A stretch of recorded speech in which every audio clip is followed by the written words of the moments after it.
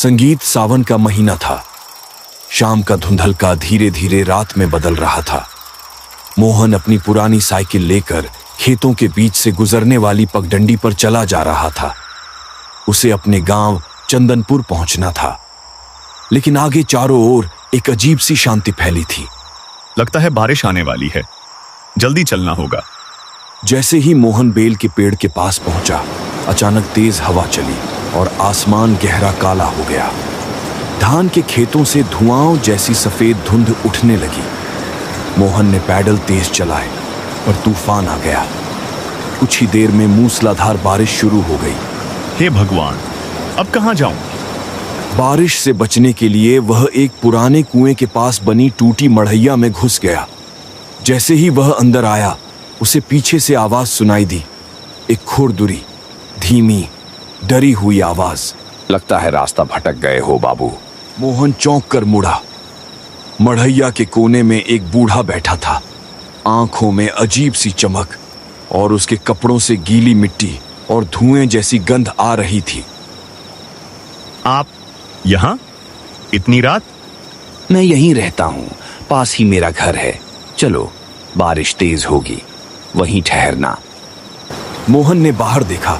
हवा और भी भयंकर हो गई थी। मजबूरी में वह बूढ़े के पीछे पीछे चल पड़ा। दोनों कच्ची पगडंडी से होते हुए एक पुराने जर्जर घर तक पहुंचे। घर के सामने नीम का पेड़ और हर तरफ सन्नाटा। आओ बाबू, यहां डरने जैसा कुछ नहीं। मोहन अंदर गया। दीवारें काली, कोने में मिट्टी का चूल्हा और एक लालटेन जो बिना हवा के भी स्थिर जल रही थी। तभी भीतर से पायल की धीमी छन छन सुनाई दी। मोहन थोड़ा सिहर गया। अंदर कोई और भी है? मेरी बेटी है, सावित्री। धीरे धीरे एक लड़की बाहर आई। गुलाबी साड़ी, लेकिन चेहरा ओढ़नी में छिपा हुआ। जैसे ही वो पास आई, मोहन को कच्चे खून जैसी सड़ी गंध महसूस हुई। बैठिए बाबू, मैं चाय लाती हूँ। मोहन ने देखा, लड़की के पैर जमीन को छू ही नहीं रहे थे। वे थोड़ी ऊंचाई पर तैर रहे थे। ये कैसी? रात को ऐसे सवाल नहीं करते। गांव की रातें बहुत बात जानती हैं। बारिश थम चुकी थी, लेकिन मोहन के भीतर डर बढ़ रहा था। बूढ़े ने मोहन के लिए बिछावन डाल दिया। सो जाओ बाबू, अभी बहुत रात बाकी है। मोहन लेटते ही नीम के पेड़ के पीछे से किसी बच्चे के रोने की आवाज आने लगी। फिर पायल की तेज झंकार, फिर एक स्त्री की चीख। ये कैसी आवाजें? अचानक मोहन की आंख खुली। उसके सामने कमरे के बीचों बीच कोई लटका हुआ था। गले में फंदा, पैर हिल रहे थे और वही लड़की वाली सड़ी गंध पूरे कमरे में फैल रही थी। हटो। वह आकृति गायब हो गई। बाहर बूढ़ा मचान पर बैठा पत्तल में कुछ काट रहा था। जाग गए बाबू? डर गए क्या? यही जगह है जहां सबकी कहानी खत्म होती है।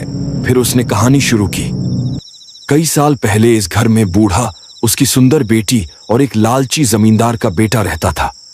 जमींदार उस लड़की पर बुरी नीयत रखता था। एक रात वह लड़की को अकेला पाकर घर में घुस आया।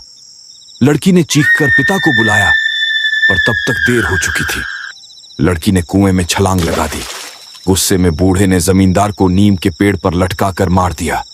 फिर दोनों बाप बेटी ने इसी घर में आग लगा दी और जलकर मर गए। तब से जो भी बारिश में इस रास्ते आता है, वो हमारी कहानी का हिस्सा बन जाता है। मोहन का डर हद से बढ़ चुका था। किसी तरह भोर होते ही वह घर से भागा, पर कुछ दूर जाकर उसे याद आया, उसका पैसे वाला थैला वहीं छूट गया है। अरे, मेरा बैग! वह वापस लौटा, लेकिन घर गायब। उसके स्थान पर सिर्फ जली हुई राख, टूटी लकड़ियां और नीम के पेड़ पर बंधी वही पुरानी रस्सी।